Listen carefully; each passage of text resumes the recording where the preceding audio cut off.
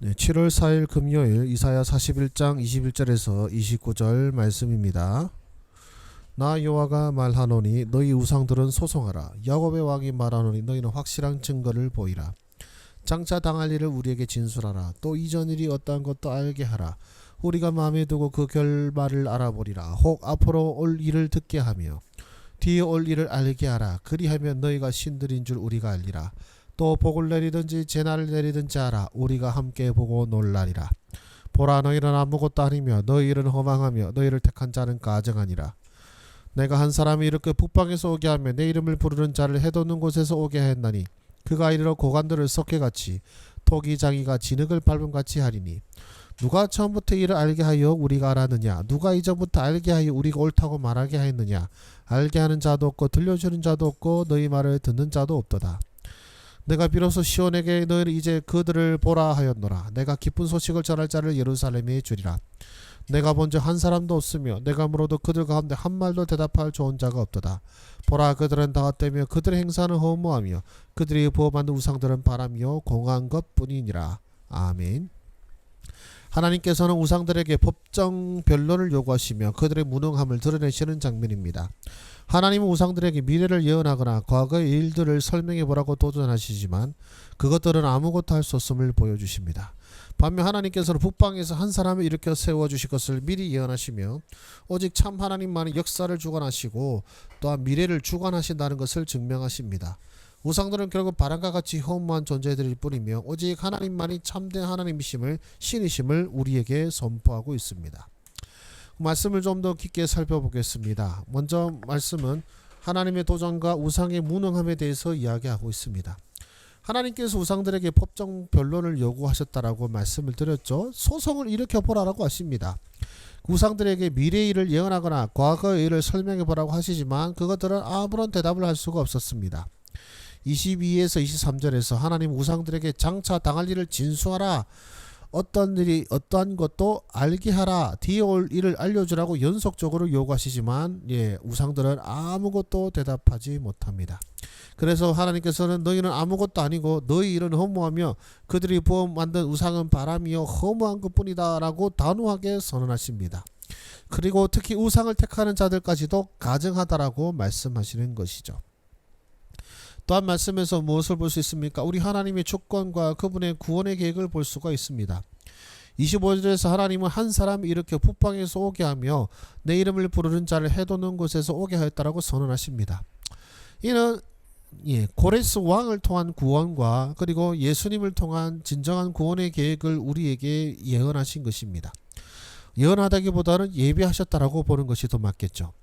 그래서 26절에서 이런 섭리를 할 수 있는 존재가 우상들 중에는 아무것도 없다라고 말씀하십니다.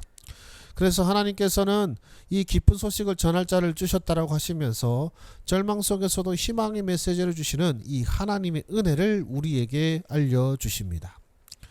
그 다음에 우리가 말씀을 통해서 무엇을 깨달을 수가 있습니까? 바로 참된 신성의 기준입니다. 이 말씀은 참된 하나님과 거짓 신들을 구별하는 명확한 기준을 우리에게 줍니다. 참 하나님께서는 미래를 예언, 정확하게 말하면 섭리하시는 거죠. 역사를 주관하시며 약속을 신실하게 이행하시는 분이십니다. 반면 우상들은 아무것도 할 수 없는 무능한 존재들입니다. 이는 오늘날 우리가 의지하는 것들이 과연 참된 의지처인지를 점검하게 하는 것이죠. 그리고 그 우상의 허무함은 무엇입니까? 우상을 택하는 자들을 가증하다고 하신 것은 단순히 정죄하는 것뿐만 아니라 이것이 얼마나 어리석고 해로운 행위인지를 우리에게 깨우쳐 주십니다. 우상은 도움을 줄 수 없을 뿐만 아니라 그것을 의지하는 자를 더욱 무력하게 만드는 것이죠. 그리고 우리 하나님의 주권에 대한 깨달음도 우리에게 줍니다. 하나님께서는 고레스라는 이방 왕까지도 그분의 구원 계획을 위해서 사용하십니다. 이는 하나님의 주권이 이스라엘이라는 민족적 경계를 넘어서 온 세상에 미친다는 것을 보여주고 있습니다. 우리가 이해할 수 없는 상황도 하나님의 큰 그림 안에서 진행되고 있음을 깨닫기를 바랍니다. 그래서 그럼 이렇게 우리는 그 하나님의 놀라우신 사랑이 우리의 상황이나 조건에 좌우되지 않는다는 것을 또한 깨닫게 됩니다. 그럼 이 말씀을 어떻게 적용할 수 있을까요? 우리 현대적인 우상들에 대한 성찰을 좀 가져야 될 것 같습니다. 우리 시대 우상들은 더 이상 나무나 돌로 만든 조각상은 아닙니다. 성공, 돈, 명예, 인간관계, 건강, 심지어 종교적 행위까지도 하나님보다 우선시될 때에는 우상이 될 것입니다. 이것들이 우리에게 궁극적인 어떤 의미와 안전을 줄 수 있는지 솔직히 그리고 진지하게 점검해 봐야 되겠습니다. 특히 어려운 상황에서 가장 먼저 의지하게 되는 것이 무엇인지 살펴본다면 우리의 진짜 우상을 알 수 있을 것입니다. 그리고 불확실한 미래 앞에서 하나님을 신뢰하는 것입니다.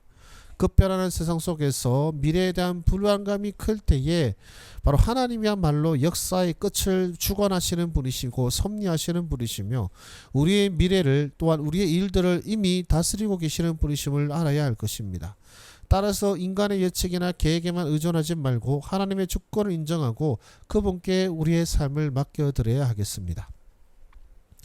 그렇게 우리는 이 절망 가운데서 소망을 붙들어야 됩니다.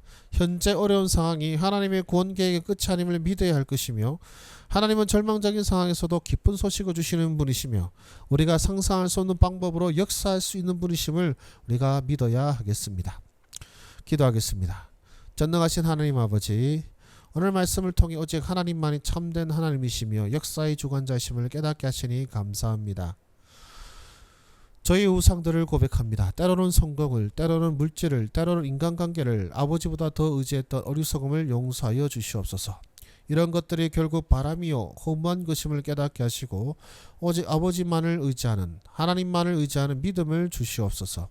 불확실한 미래 앞에서 불안해하며 사람의 계획에만 의존하려 했던 우리를 용서하시고 하나님께서 이미 우리의 미래를 계획하셨고 또한 모든 것이 함정하여 선을 이루실 것을 믿게 하여 주시옵소서.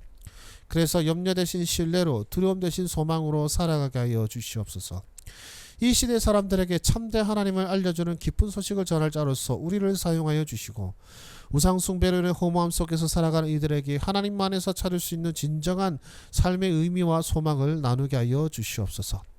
현재 어려운 상황 속에서도 우리가 하나님의 그 크신 뜻 안에 있음을 믿습니다. 절망적으로 보이는 상황에서도 소망을 잃지 않게 하시고 하나님 때 주실 그 놀랍고 좋은 소식들을 기대하며 살아가게 하여 주시옵소서. 매일의 예배와 기도 생활을 통해 하나님과의 관계를 더 깊이 가꾸어 나가게 하여 주시고 세상의 여러 소리들 속에서도 하나님의 말씀과 그 음성을 분별하며 하나님의 뜻대로 살아가는 지혜를 주시옵소서. 예수님의 이름으로 기도합니다. 아멘.